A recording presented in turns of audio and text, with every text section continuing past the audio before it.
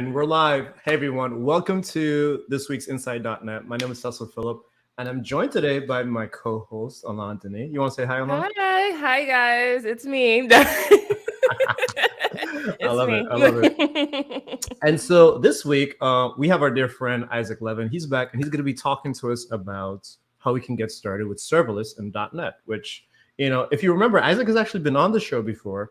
And I think the last time we kind of just talked about some fundamentals of AWS in general. So we talked about like IAM. I think that is the identity and access management thing that you all have. We talked about roles. We talked about resources and groups and all these types of things. Cloud formation, just a lot of the things that you really need to understand fundamentally to get started with AWS. So we want to continue this conversation, and we're going to specifically today focus on serverless. So Isaac, I feel like you're getting to the status where I gotta say you don't need an introduction, but just for the sake of folks that don't know you, why don't you give folks just a little bit of an introduction and let them know who you are?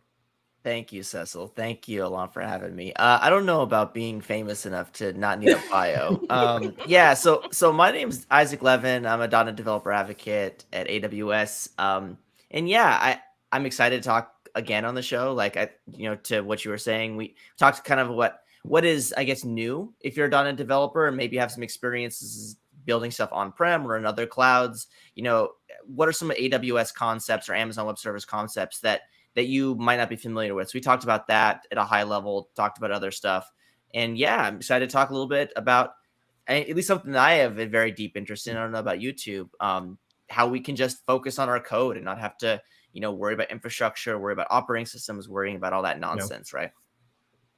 Yeah, for sure. And I really want to dig into, again, like some of those things of how they map to stuff that I already know to the stuff that I want to know, right? Like I want to know about AWS, but then I have knowledge about other things. I want to be able to map that knowledge over. So definitely looking forward for us to dive into that.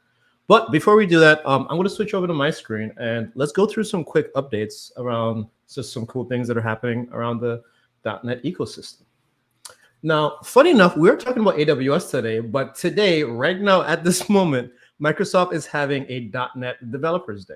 So after this, not before we're done, but after you're done here, you can head over there to their Microsoft Developers channel, and you could see tons of speakers from like all over the world talking about all kinds of topics like containers and SDKs and .NET and all that fun stuff over on the Azure Developers YouTube channel.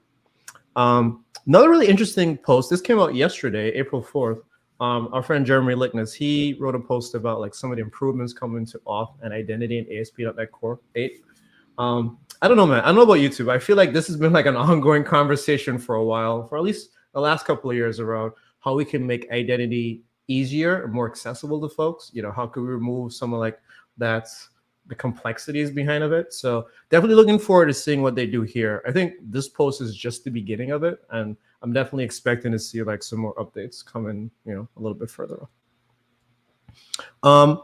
And since we're talking about the shows on YouTube, again, like I mentioned earlier, Isaac was here. He was on this channel. If you're not watching us from YouTube, definitely head over to our YouTube channel at inside.net, and you could take a look at Isaac's previous stream with us. So at least that will give you some of the context and some of the background of some of the things that we're going to talk about today. So again, we spoke about like cloud formation, and we talked about, IAM and all kinds of cool AWS stuff, like managing resources, looking through the dashboard, all this types of cool things. Last but not least, our friends over at JetBrains. I'm a big fan of JetBrains in general. Like I use Writer as my personal IDE of choice when it comes to .NET stuff. But they do a monthly .NET newsletter, right? It's kind of like a roundup of all the cool things that happen in the world of .NET. So, we definitely can't cover them all, but, they have tons of articles, posts, repos, community updates, all kinds of amazing things in their newsletter over at their JetBrains blog. So definitely make sure you head over there and check that out too. Now, this is a part of the show where I say this is no longer about us. This is about Isaac, right? And so now we're going to switch over to him, and we're going to learn a little bit about serverless and AWS. And I think a good place to start is for folks that are new, and let's say you've never heard the word serverless before. Like what does that actually mean? Yeah, I mean, so let's do this. So have you, and I don't know if this is a well-known thing or if this is something that I heard once, or maybe it showed up in my brain and I've just owned it since. Like, do you know where the phrase serverless comes from? Either of you? Have you heard of the origin of No, serverless? At least I not for really. lack of it. haven't. I haven't. No, so this is really bad. So like if you have like some sound effects, like be sure to hit them. So when we're developers, one of the joys is when we can focus on our code more and the server less.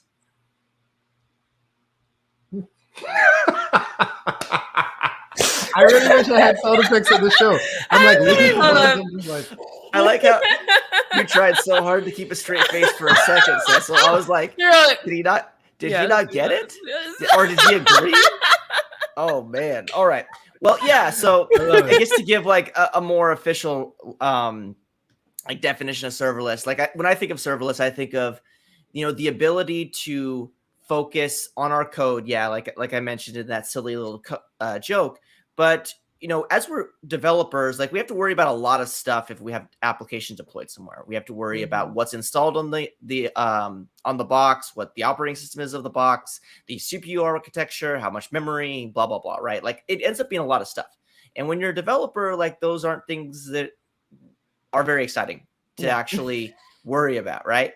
And I think one of the things that I think serverless provides is twofold. One, to be able to abstract all of those things that I guess as developers we care a little bit less about. But two, when we build applications today, we're usually focusing or reacting on some activity that's occurred. So for instance, like if I have a chunk of code that runs when I do something, like I put a file in a file share, or I make an HTTP request, or I update a row in a database. Like we have like these bits of code that run when we need something, when something else happens. So like this event-driven architecture. And what serverless technologies does is it provides a mechanism for you to be able to do that in a very efficient way.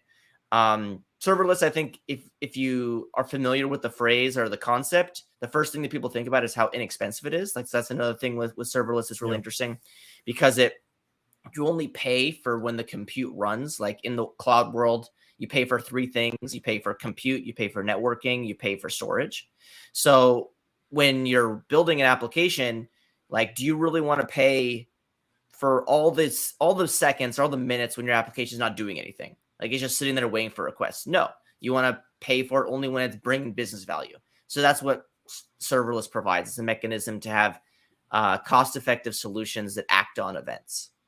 Hope that helps. I don't know if that's a good definition or not. Yeah, no, I think that makes a lot of sense.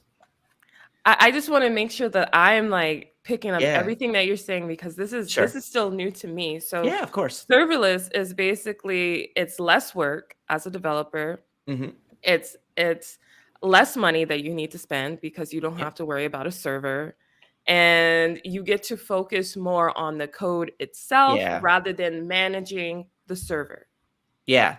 And here's a good example that I love to. So if you don't have a cloud experience, this is an example that I always like to give people. Like, how many times, Cecil or Elahn, have you like had to write like a console app to do something, right? Like, oh, I have a console application.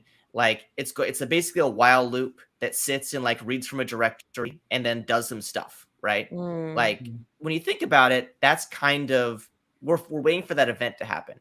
So instead of that console app like running on some VM somewhere when the VM is always on, you have something that's basically waiting for that activity and then acts on that activity. So I mean, we've all kind of built like these modular little pieces of functionality that like, oh, we need this right now, but I don't want to pay for it when I don't need it, right? And so I think that's kind of the biggest thing is, focusing on, the way we build applications today, it's completely focused on when other stuff happens. Like, for instance, I love the example, like if you work in e-commerce or if you're building like a retail website and, Black Friday, day after Thanksgiving in the US, like these websites get millions or billions of transactions a day. Like the ability to focus on just when just on the times when the activity happens, because serverless also scales with requests. So all serverless architecture for the most part, whether it's in AWS or other clouds, as more and more requests come in, the amount of compute increases so it can handle all that load. So again, like a lot, because you don't have to manage the underlying infrastructure, the cloud handles it for you. Okay. So yeah, go ahead. I was just gonna started ask, talking so for no reason. So go yeah, ahead. no. So I was gonna ask, so is serverless the same thing as a cloud? Yeah, so that's a great question. So I think the first thing that I like to think, so cloud computing is this concept where, and I've talked about this a few times, so if people have heard it that are on listening in, I apologize. So in the cloud world, think about it like this. When we're building applications in our own environments, on-prem or at co-located data or co-storage somewhere, we had to we had to purchase and manage a handful of things. We had to purchase hardware. We had to write contracts for our IP providers. We had to run cable. We had to do all these things. So what cloud computing does is it's a mechanism to, again, abstract away all of those things that we're typically used to when we're building out some scalable solutions, right? And I mentioned this a bit earlier. In the primitives of cloud computing are compute, which is like some CPU doing some stuff. There's storage, which is my data is in some mechanism that stays there for as long as I need it to. And then there's networking, so data going out or data going in. So you pay for those three things, or in some situations you pay for some abstraction of that, like some management utility. But at the end of the day, those are the three costs that come out of cloud computing. And cloud computing, it provides a handful of options like flexibility, scale, like I mentioned, abstraction of different things. It's usually more cost effective too than running stuff in your environment, because you just can't create a new server out of nowhere and put it into a rack. Like, it costs money and it costs time, but literally it's a button click in the cloud. So, and what serverless is a section of cloud computing. So in cloud computing, you have more traditional, like bare metal, the idea of like, oh, I have a virtual machine, which is very, very similar to what I had in my own environments. I can do that still. So like that's called EC2 in Amazon. It's great. And then from there, like full control over everything that we're doing, you abstract more and more of the control away. So, and at the far end is serverless, which in AWS is Lambda. So like the idea, like I don't care about anything else other than the code that I'm running. So I hope that's helpful. Like, so cloud computing is basically a spectrum of options for folks to build scalable solutions without having to manage the infrastructure from a cost perspective, like having to physically buy hardware. I just think it's so amazing, because I literally had this a question about cloud computing this week, and I feel like you are like the best person to ask. And like, Not it's the just, best. I just feel like I'm like, okay, now I can ask. So not the best for sure. When it comes, I'm sure you're the best, but when it comes to cloud computing and this whole thing called the cloud, so it's not just information up in the air. No, it's information broken down into so many ways through so many avenues that can all be put back together. Yeah, and I think that the biggest thing that I want to stress is that the cloud is a commodity, right? So, whether you're in cloud A, cloud B, cloud umbrella, cloud elephant, whatever, you're going to have similar experiences that exist across all of them. Where the real choice becomes like, oh, what cloud should I be? Because I have this conversation all the time. That's why I'm bringing it up. Oh, am I on this cloud or should I be in this cloud? Because I work for a cloud provider. I get these questions all the time. And the question is like, what scenarios do you have that you need a particular use case satisfied to bring business value? Because at the end of the day, like if I want serverless technology, I can do that. If I want a VM, I can do that. If I want containers, I can do that. It's about bringing business value. And I think one of the things that's really amazing about AWS is that we have over 300 different services that exist that bring different types of business value. So, I mean, and I'll stop with the sales pitch, but I think at the end of the day, the biggest thing is, being able to have options and being able to bring, again, because at the end of the day, all this stuff exists for us to make money as a business. So how can your business take advantage of this technology to make money? That's wild. That's crazy. So Isaac, why don't we dive into what are some of the options for serverless in AWS specifically? Because like you said, like AWS has a plethora of different Yeah. services and tools and databases and all these types of things. But like, if I'm thinking about serverless, like, what are the components that exist there that I should be looking at as a .NET developer? Yeah, I think so. And when I think about serverless specifically, I think of I guess the more prototypical implementation of that, which is serverless functions. So when you think of serverless, it's AWS Lambda is kind of the one thing. But if you think about serverless in general, and let's just do this. Why don't you share my screen, Cecil? Sure. Screen is up. Yeah. So like I'm just gonna take you to like the AWS serverless website. So like it talks about the different mechanisms that we have for serverless services. So AWS Lambda, which is like event driven, pay as you go, kind of that, that chunk of code that runs. If we also have other serverless options as well. For instance, AWS Fargate, which is the ability to take containerized applications that already exist and run them in a serverless capacity. So if your folks on stream are familiar with containers, like the idea is that you can have containers that run, but when they aren't running, they don't take up any compute, because typically if you have an application running, container running, you're paying for that compute. With serverless containers with AWS Fargate, you don't pay for that compute when your application is not running. And interesting, what some questions people might ask, like, okay, what's the difference then between Lambda and Fargate? Well, Fargate, you have the ability to define the container, so you have more control over what the underlying environment for your application is. In Lambda, you don't. You just run some code based on some runtime, like in our case, .NET. So, but we also have some other interesting like we have another service as well that is serverless, but in my opinion, it's a bit different. So the idea of like static web hosting. So like everybody here has like built a blog probably using some static host generator, or maybe they built like a React app or Angular app or even a .NET Blazor application that doesn't need any backend services. So we have AWS Amplify, which is a static hosting mechanism.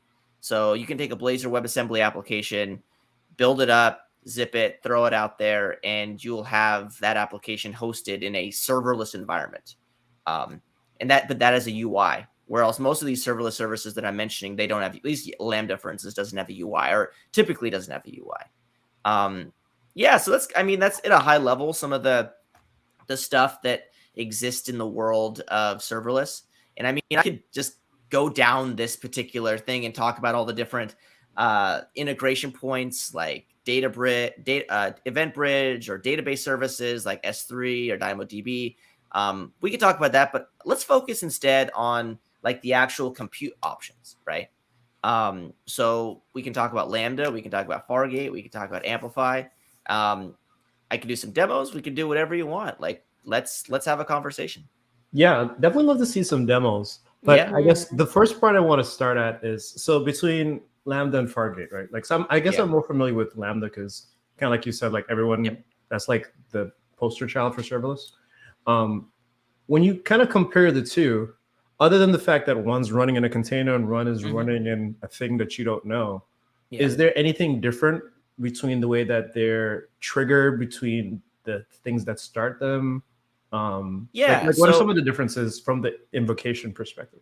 Yeah, so I think the biggest thing between Fargate, so all Fargate is, in summary, like an oversimplified version, is it's a container that you can scale to 0, right? Okay.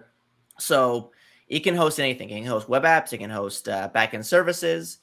What's different about Lambda is that whole event-driven thing that I mentioned a bit earlier. Like you can set up triggers that exist. Like, okay, so when somebody makes a database update, run some chunk of code. When somebody drops something into a S3, which is our storage solution in AWS, somebody drops a file in there, process that file with this code.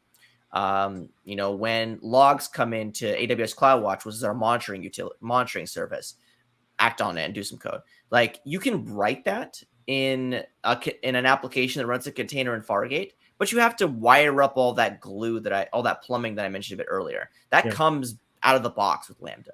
So I think the question becomes like, what problem are you trying to solve? Are you trying to build an application that you want to just scale to 0? Because you can do that in Fargate. Do you have some code that you specifically need to run when certain use cases are met? even if it's a web request, that's a valid use case. Yeah. Then Lambda is probably the option for you. So, Isaac, what does scale to zero mean? Yeah, that's a great question. So in the world of cloud computing, so you pay for, like I mentioned a bit earlier, like the amount of compute that is running. So for instance, if you have a server and it's just it's one instance of that particular utility or that application, that's one. And if you get, and based on particular thresholds, you can scale it up to as many as you want. Scaling just gives you more computing power to handle more requests, right? So for instance, like my day after Thanksgiving example, like if I get billions of transactions, if somebody hits my web server a billion times in a day, like I need to have capacity to be able to handle those requests, or my server is going to crash. The users are going to have a bad experience. So what scaling allows you to do is add more compute to it in the process of more additional nodes, right? Or more additional computing mechanisms. What scale to zero means is the idea that what if I don't want to have any instances of my application running currently? So for instance, maybe I work at a large tax company, and there's a time of the year where it's very, very important that our web servers are scaled as maximum because people are submitting all their tax information. But during other parts of the year, no one submits taxes in September. I mean, maybe some people do. I don't know if people do or not. Some people may, but substantially less. I don't want to pay for that compute in September. So I can scale my application down to zero, my container down to zero. And when somebody makes a request, the cloud mechanisms that are in place with Fargate say, okay, we made a request. We need to scale up to 1. So that's handled for you. So it's one of those things where it's a cost-saving mechanism. It also allows you to have a bit more flexibility over how much of your application, or how scaled your application is. So that's what scale to zero means. I hope is that helpful? So the way I understand it is that it's almost like an ebb and flow. Yes. So it could be something that's seasonal.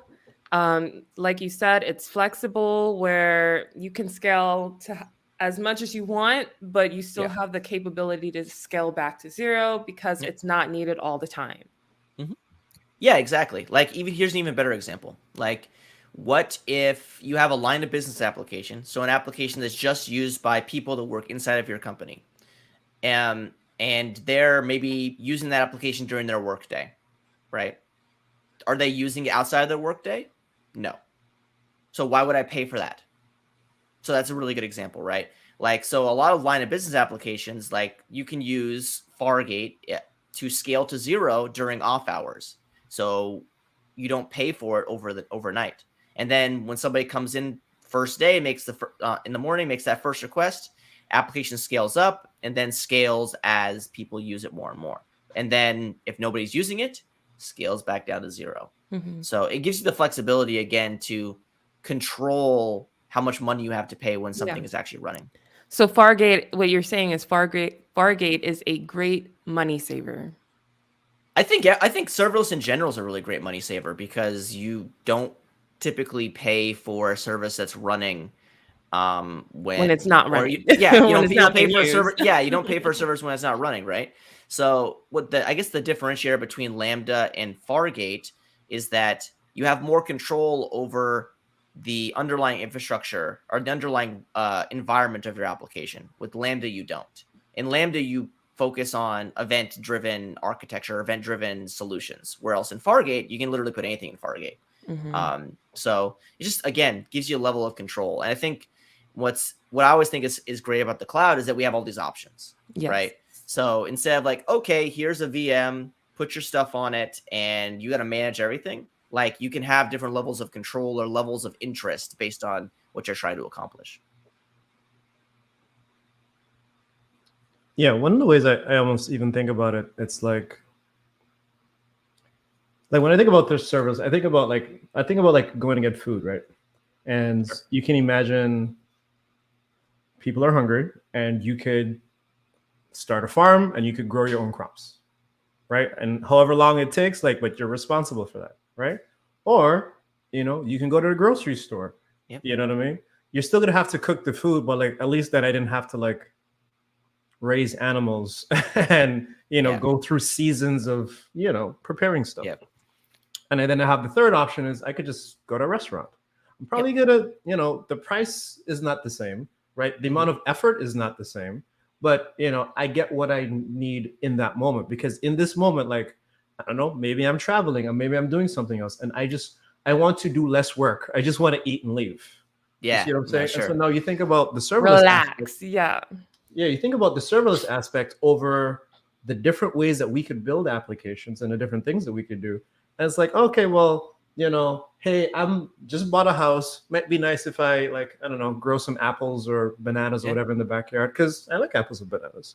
Versus, hey, I'm like doing some other stuff. I just want to pick it up and go. Like, I don't want to go through the process. Like, I don't need that right now, right?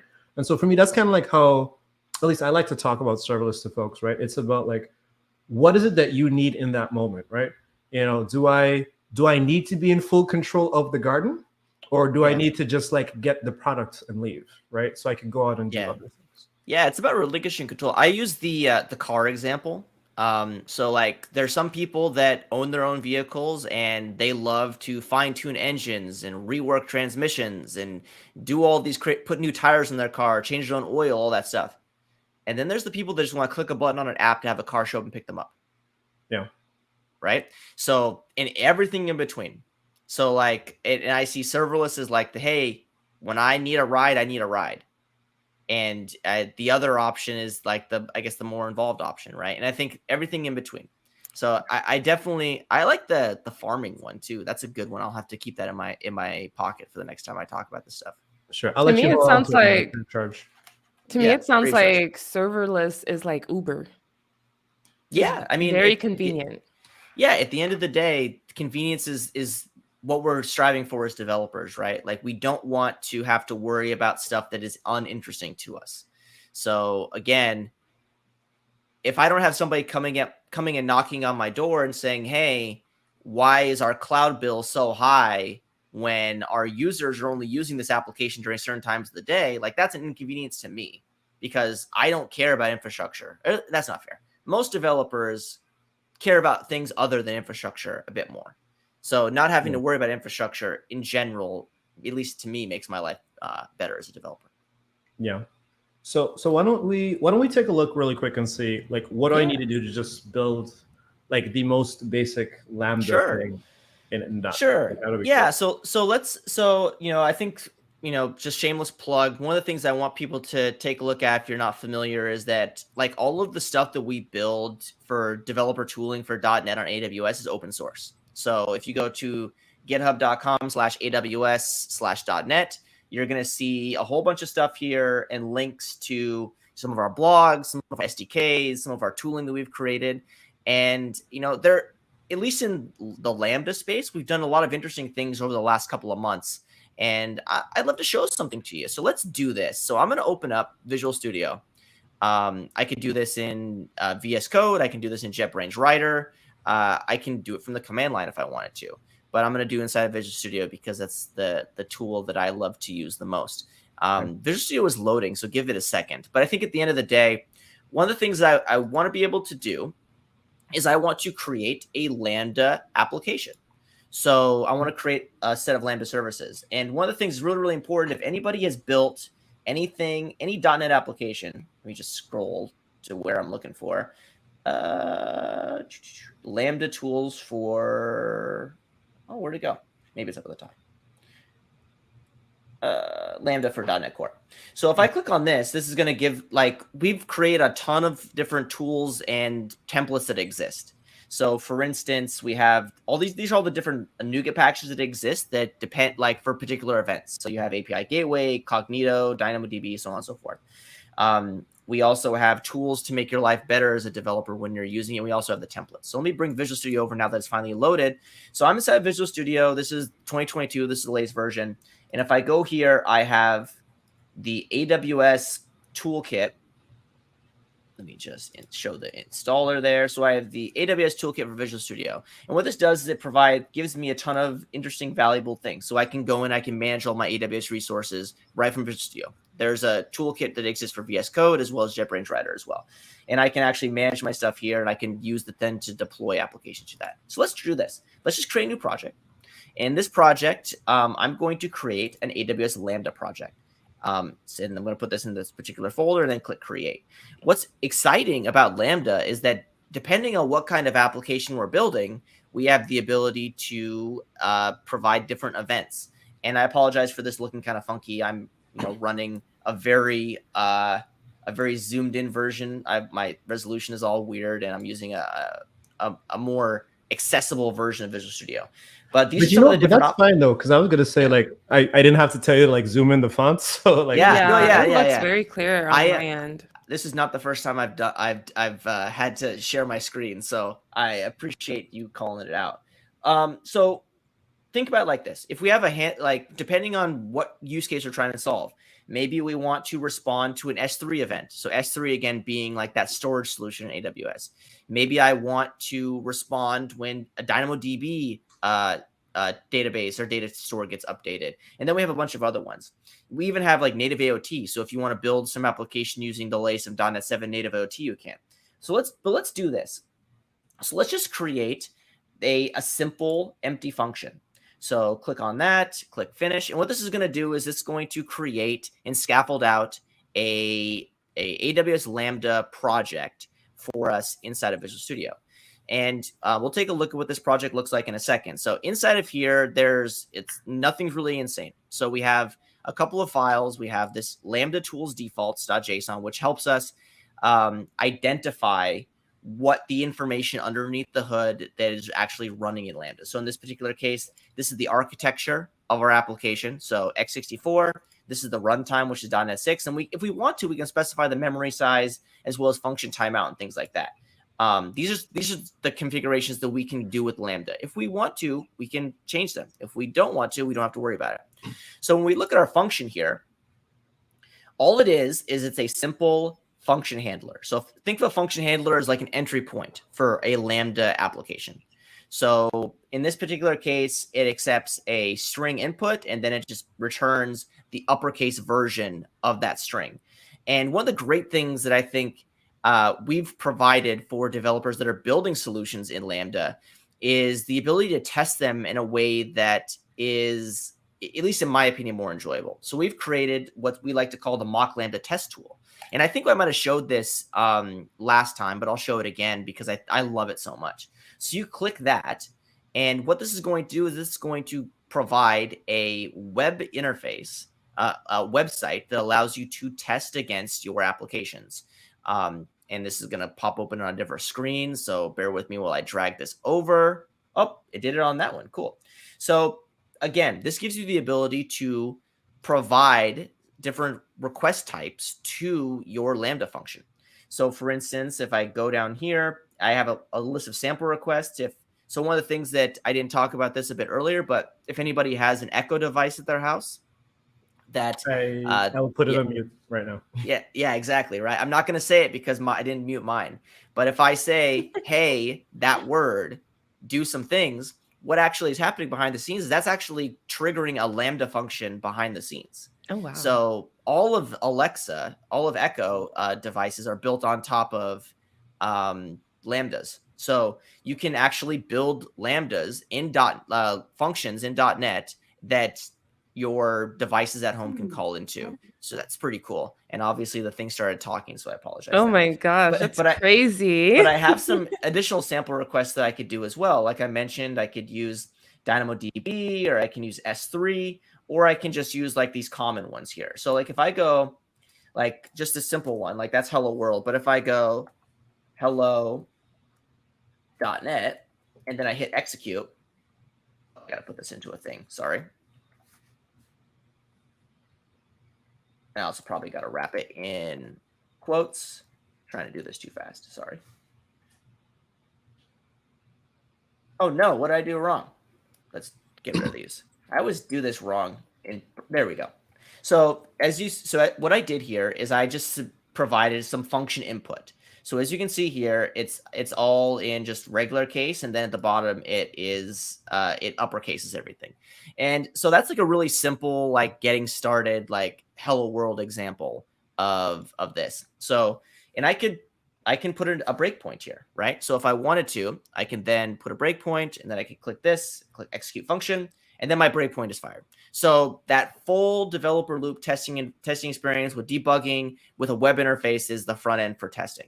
So theoretically, I could build a function that reacts on an S3, and then I could actually go and drop something into an S3 bucket, and then this will be triggered, right?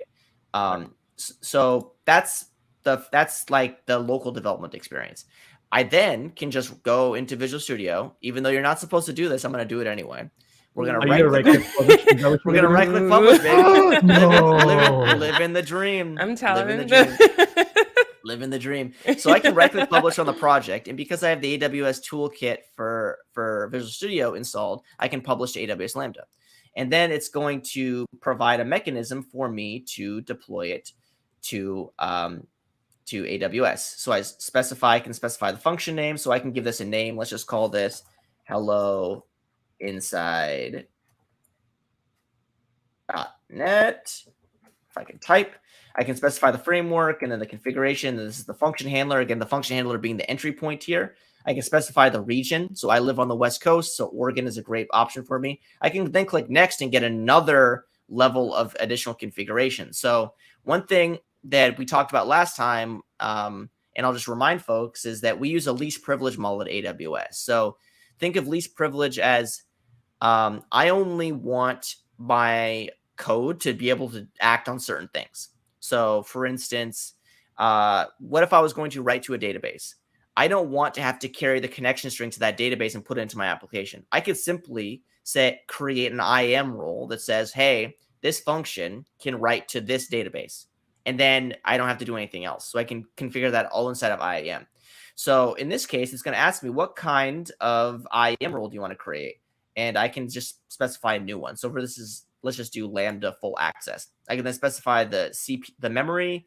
I can specify information about the environment that it runs in. I can click upload. And what this is going to do is it's going to do what people probably assume is going to happen with a publish to AWS. It's going to run a .NET publish. It's going to take all of those bits that are in that bin directory or that publish directory. It's going to zip them up into a zip folder. And then it actually takes that zip folder and uploads it to S3. So S3 is the storage mechanism for Lambda. And then what it does is it creates a Lambda service that allows you to, it creates a Lambda service that says, hey, the code for this particular Lambda function is in this S3 bucket. So what it does here is I then get an update saying that it's successful. I can then do a sample input. This is going to fail, but if I do hello.net, click that again, is that. So I can actually then test this Lambda that's running in the cloud. I can test it locally inside of Visual Studio, which is awesome. And then if I, like, for instance, let's just go out to the AWS console and see what this looks like. So I'm in the AWS console here. If you haven't seen this, this is the entry point or the gateway for the web for all of AWS. So I can click on this Lambda service area, and then it'll give me a list of all the different Lambdas that exist, right? So I have this hello inside .NET one that I just created. So I can click that, and I can get a function overview of all the things that goes into my Lambda. So ARN, that's the resource name, so the Amazon resource name. So this is how we identify. This is the identifier for our Lambda function. As you can see here, one thing that's very, very interesting. There's no URL for this.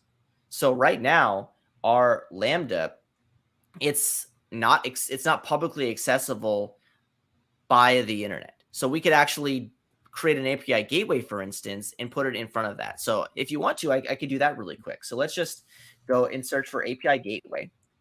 And what API gateway allows me, just really quickly, I'm hopping over the place, so go ahead and ask. Yeah, just to double down on that just a little bit. So you said that it's not publicly accessible, but if I had other resources internally, could they access that Lambda?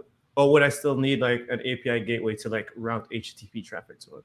So if you have, yes and no. So obviously it is publicly accessible to some extent because I'm hitting it from Visual Studio. I guess the point being is that it doesn't have a qualified URL that has some mechanism in front of it to make sure that it's preventing from DDoS attacks and scale and things like that. But to answer your question is that it doesn't have like a predefined URL that I can share around with people. I could do that if I wanted to. So let's hop over. I can click back a few times, go to the AWS Lambda console. I can click on this here, and it says function URLs dedicated HTTPS endpoint, right? So I could actually go into configuration here. Function URL, and I can create a function URL. So I could provide it with the auth type. So for instance, like if I click none here, that means it's a completely publicly accessible endpoint that I can give it to anybody hit it. But I can also put some authentication or authorization mechanism on top of it. So only particular users that have this particular IAM policy or IAM role can be able to do that. And then you can configure cores and stuff like that. So again, like you have the flexibility. Right now, so we've created a connection to it inside of Visual Studio, but it's not publicly like somewhere where I could just, hey, here's the dedicated URL for it.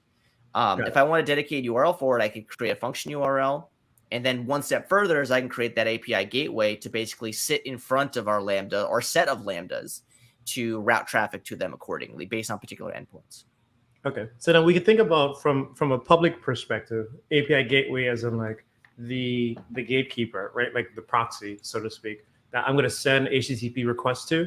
And then the gateway will figure out, okay, well, it goes to this function, it goes to that function, it goes to wherever it needs to go, it'll route it to that particular action. And then hence my function would trigger and start doing the work. Yeah, and let's just test that. So if I if I go into API Gateway and create an API Gateway, I have a couple of options. I can have a REST API, I can do WebSockets, I can do HTTP. So if I click HTTP and click build, I can actually configure an integration. So I can say, hey, I want to have this be a Lambda, and then it'll give me the list of Lambdas that exist. So what was that? Hello inside.net. And then I can specify an API name. So I click that. So any method that goes to hello inside.net will route us to that integration point. So click that, click next, and click create. So now I have an endpoint that exists. So if I wanted to, I could go into that API gateway and let's hop over here. Hello. I can deploy this out. Don't need to do that. So, and then I can do this. I can do, where is that? Oh, I created the wrong type of API gateway. So if I create another API, let's just create another one. So I can create a REST one, click build. So then I can configure the actual API on my side that I can actually clone from an existing API. So let's do that. And let's clone hello. And let's just say that. I want to show you the testing harness since I have API gateway. That's why I'm doing this. So I click clone API. What this will actually do is this will allow us to test our API gateway in the cloud. So I can do that. And this does take a little bit, so we can move on to something else. But like you have the ability to, after you create that endpoint in API gateway, you can test it inside of the AWS console. You can test it inside of Postman. You can test inside of your VS Code extensions that you use to test endpoints. But I think at the end of the day, it gives you a bunch of flexibility as it pertains to building out some Lambdas that you can hit anywhere else. And that's just one way to build serverless functions. We have a whole another way too called serverless applications, which you can use a CLI for that called SAM. I can show that too if you're interested, if we have time. But at the end of the day, just it's more options to be able to do particular things. So, quick question. Of course. So going back to Lambda, Lambda is event triggered. Correct. So I am curious about what would be considered the actual event that was triggered. Is it the to-upper function? No, so think of an event is the catalyst that starts it, right? Mm-hmm. So for instance, if you have a web URL, if you have a web service, that event is a HTTP request to that web service. So that's the event. What the to-upper is that's the code that you care about. So if I go back into Visual Studio, so if we look, so function handler, what it basically is, it's like, okay, so when this function is triggered, so triggering is the word to use. So when some event triggers our code, function handler is the entry point for that code. So in our particular case, we've created a REST service, an HTTP web service that responds to a request. So if somebody makes a request to that endpoint, then it will trigger this entry point, this function handler, which will take that input in that request and make it all caps. All caps. Okay. Yeah. So there's like a lot of concepts to talk about with serverless computing, particularly, right? Like, I've said entry point, I've said event, I've said request. So like these are all, I guess, phrases in the web world to identify different mechanisms that we have to think about when we're building applications. Yeah. Because at the end of the day, when we build an application, it either does stuff without us having to provide it any input, or it has to get some input. In serverless world, it has to rely on some input. So whether that being, hey, I'm going to send a web request, maybe I have another application that needs to call my API. Maybe I'm testing it locally with Postman or something like that. So that's like hitting web services. And then there's all these other events that I talked about a bit earlier that, let me just pull up my window here, that I identified oops, wrong one. So I identified right here, right? So these are all different kinds of events that happen in the world. So S3 events. So again, when somebody updates a file or modifies or deletes a file. DynamoDB, when somebody updates a database.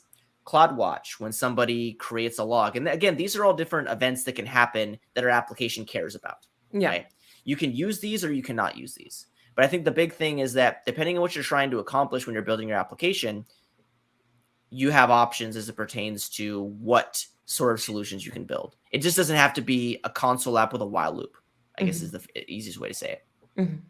Yeah, I guess if you think about it too from a web perspective, like if I build a web API, right, I have something that responds to a GET request, right? The thing that starts my application, or at least the thing that starts my function running, is that request, right? Like the request comes from somewhere, and then my action method, for ASP.NET folks, my action method is going to run, right? Or if it's a post or a put or whatever the case is, like some HTTP action is going to start the code to run, right? But in the serverless context, like it doesn't just have to be HTTP. Like Isaac was showing, it could be files, it could be queues, it could be alerts, security alerts, it could be new user created in my account. It could be so many different things. But the fact is, like, something happens and now my code is going to start running, right? And then that code is like that, that to upper, right? And that function that you showed is the thing that's going to run. But then now the events is the thing that starts it running, right? Okay. And then based on what starts it running, now you can get like information from it. So as an example, if I send an HTTP request, you might want to get information out of the body. If I send something in a queue, you might want to get information out of the body of the queue. If I sent an alert because I know there was a security violation or an exception was thrown, you might want to get that information. That is that exception. That is that issue.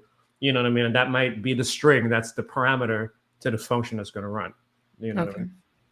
So what we just worked on was the S3 event, which is So what we were showing. No, it's fine. This is great.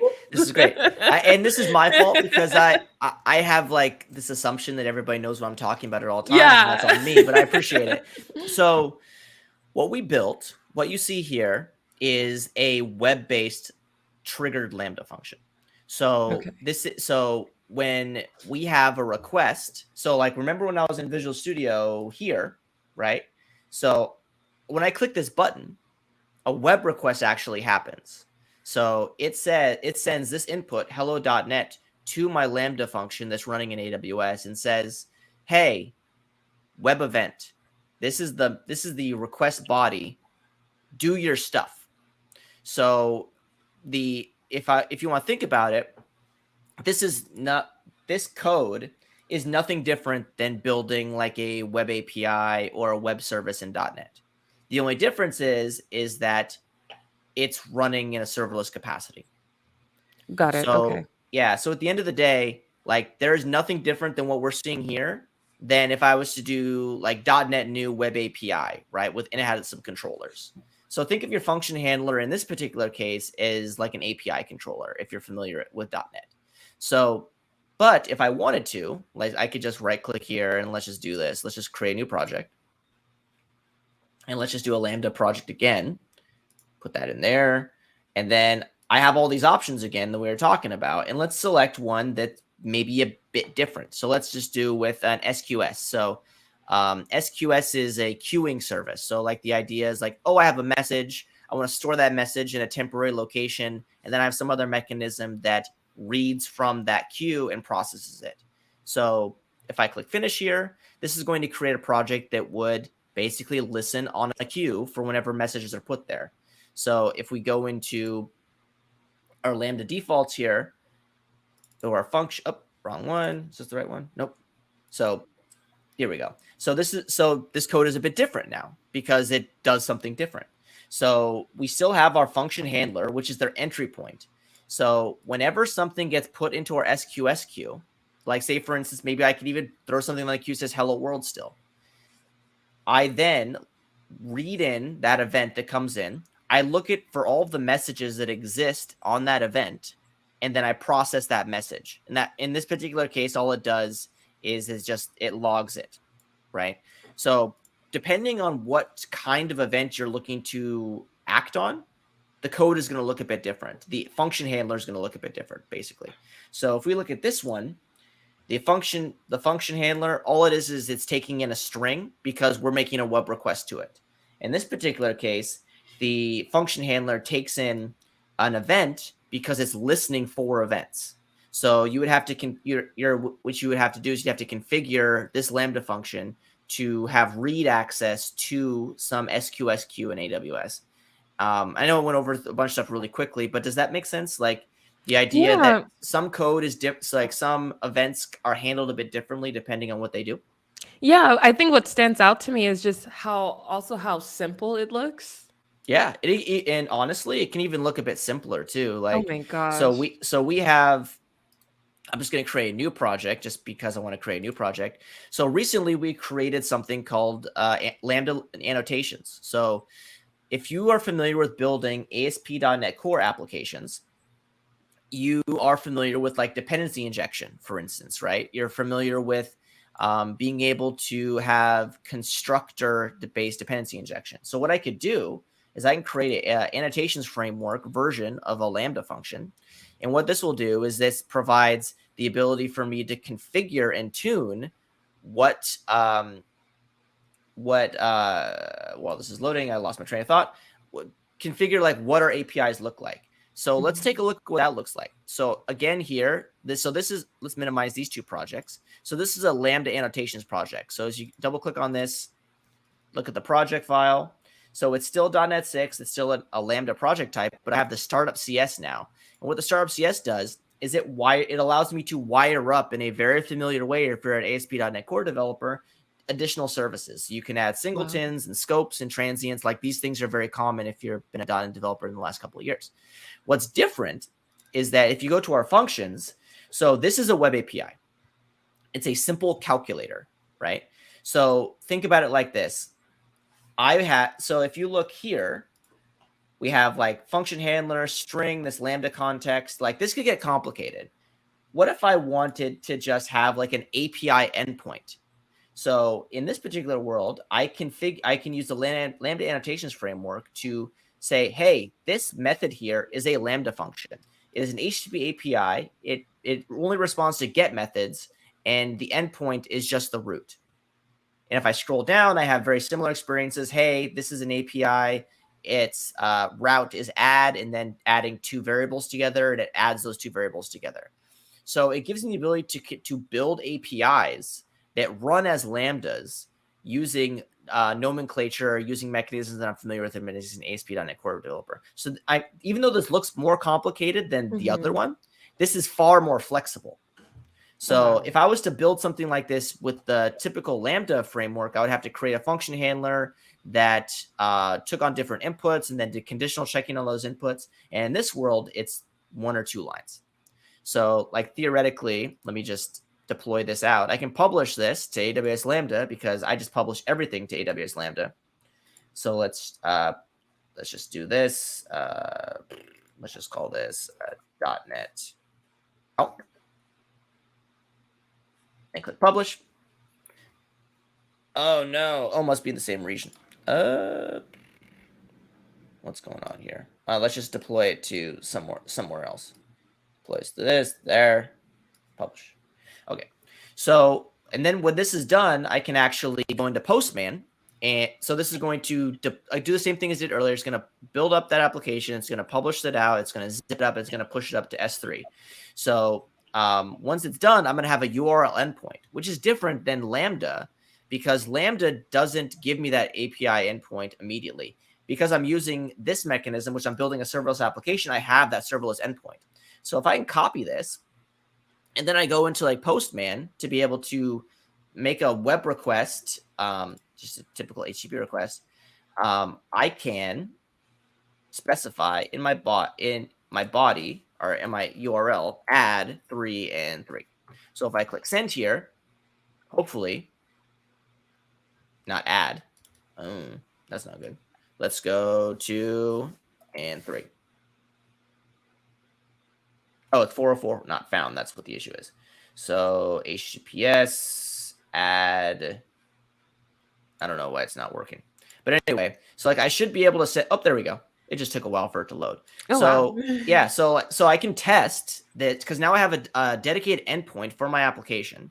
I can send requests to that. So I could do like subtract 10, 7. Again, this is like a silly, and this should be 3. This is just a silly calculator app. But I was able to build it in a way that I'm familiar with if I'm building .NET, ASP.NET Core applications today. And what's interesting about building it this way is that it created the endpoint for me. It gave me an opportunity for me to test it in a really meaningful way. So again, just more options for folks to use as they're building out applications with AWS Lambda. That's amazing. Any questions? No, I think that was great. And I think what I personally like is, because throughout this conversation, you're showing us different ways that we could actually build serverless applications using .NET, Yep. right? Like, so you showed us like we can use those well-defined objects, right? Like whether it's an SQS event, I'm guessing there's an S3 event object and so on and so forth, right? Like, and then even this one model you're showing us right now, which is very familiar to folks that are, again, coming from the web world and ASP.NET Core or ASP.NET MVC, right? Of using a controller style thing, right? Like mechanism. Yep. But all we have to do now is just add like some attributes and, oh, look, I have a Lambda, right? Like, ta-da. So then for me now, it makes it easy for me to transition to a web API that I might already have to create a Lambda function, right? Yeah, exactly. And I think the thing is now, as I evolve it to respond to like different types, then like you said, you have like those different packages and events that we can now start tacking onto it as we want to respond to different things that are happening inside of our system. Yeah. And we didn't even go deep into what this actually is under the covers, like the serverless application idea, right? You know, maybe I can come on the show. I know we're running low on time. We can come on the show and we can talk about SAM in a bit more a detailed way. But like the idea that you can just build a serverless application and run it in Lambda and it's all compartmentalized in one way is really, really valuable. So yeah, I mean, I love talking about serverless. I love talking about .NET, obviously. And I just want people to be aware of some of the options that exist, right? Like if you just have some code that needs to act on a particular event, cool, you can do that with a function. If you want to build like a serverless application that, again, you can run in Lambda, you can have an API, you can do all these things, like you have options too. And in a way, it's the coding style or the way that we build the applications is similar if you're existing .NET developer, like you were mentioning, Cecil. Nice. Yeah, I definitely would love for you to come back on. And I know off the top of my head, there's some things that I'd really love for us to talk about, like SAM, like the serverless application model that you mentioned, but even to like going through some of these configuration files. Because I know for me, as I was like looking at different ways of building serverless applications, I was like, okay, well, there's that like that AWS, Lambda JSON tool file, and then there's that serverless template file, and then Sam has another file, and then there's CloudWatch things, and so so many options. Yeah, so I think sometimes options are good, but then also to understanding like what the nuances and like how do I tweak the options to make it do what I want it to do, I think is going to be an important thing. So yeah, so maybe next time we could figure out sometime, and then you can come back on. You could talk to us about SAM. Oh, sure. Looks like. It's like a little bit of the Wizard of Oz, right? Like, don't look at the thing behind the curtain. Like, look at this code right here that you actually know, right? Don't look at these configuration files. Don't look at these JSON files. Don't look at these YAML files. Don't look at any of this stuff, right? Just don't worry about that. But I think there is some value in actually talking about it a bit more in detail. But I wanted to just show folks like, hey, this is code that you've probably written before. Like, you can take the code that you've written before today, and with some subtle tweaks, you can have it running in the cloud and only pay for the cost of it when it's running. So again, like, that's super valuable to folks that are cost conscious, folks that don't want to have to manage their own infrastructure, folks that literally they care about their code more and the server less, with my really corny joke from earlier. Yeah, that makes sense. And then since your screen is still up, would you mind going back over to that AWS site? I think it was the AWS.amazon.com/serverless site. So like, for folks that are wanting to get started with serverless, regardless of whatever the language is, like, this would be the place that they would go to if they want to learn serverless on AWS in general. And then I'm guessing there's also an AWS for .NET developers as well. So for .NET folks, if they wanted to go there and learn how to do .NET things on AWS, that's another resource. So now we have two places that we can go to kind of figure this out. URL is even simpler. So if you take that URL and you just replace serverless with .NET, it's going to take you to our landing page for being a .NET developer on AWS. So it shows some of the cool things that we're doing. It talks about some of our customer case studies that we're proud of. It talks about some of the things we're doing in the open source community with the Open Source Software Fund, sponsoring .NET Foundation, all that sort of stuff. And then there's all sorts of things. I think I might have showed this last time. Things got changed. So there used to be, this got updated a couple days ago, so I apologize. But you can go to like services, and it'll show you like all the different services that you can run .NET apps on AWS, right? So we talked, if you want to scroll down, we talked about these ones today, right? Like these ones. But like, we can talk in the future about all these different services. But right now, I think, at least for me, like, if I'm a hobbyist developer and I want to play around with something, like, I don't want to pay for stuff immediately. And one of the great things, and let me just show you this. So AWS free tier. So if you're building things today in AWS and you want to play around with it, we have all these great free tier things. So for instance, if you're building, let's just go to click serverless. So if you're building things, you get 1 million transactions per month of Lambda executions for free. So if I want to play around with Lambda today, I can sign up for an AWS account for free, and I can make 1 million requests per month without having to pay anything additional. I also get 5 gigabytes of storage in S3 and 25 gigabytes of storage in DynamoDB, and so on and so forth down the list, right? So that's AWS.amazon.com/free. I'll send this over to you, Cecil, so you can put it in, so you can show it up in the banner. Sure. So like, I want people to feel like they can build things in the cloud without having to like open up their wallet and then give a bunch of money to AWS, right? Sure, if you want to give AWS money, that's great, makes my life better. But like, you can play around with all this stuff for free. And like, we have, and inside of this, like some of our offerings, we have tons of really interesting things. Like, you can spin up VMs for a year for free. You can, configure machine learning services for free. Again, like, options are great, and being able to build these things, whether it's .NET or any other language, or our solution is really exciting. Yeah, awesome. Well, Isaac, thank you again so much, man, for coming on. Learned a ton today again about serverless.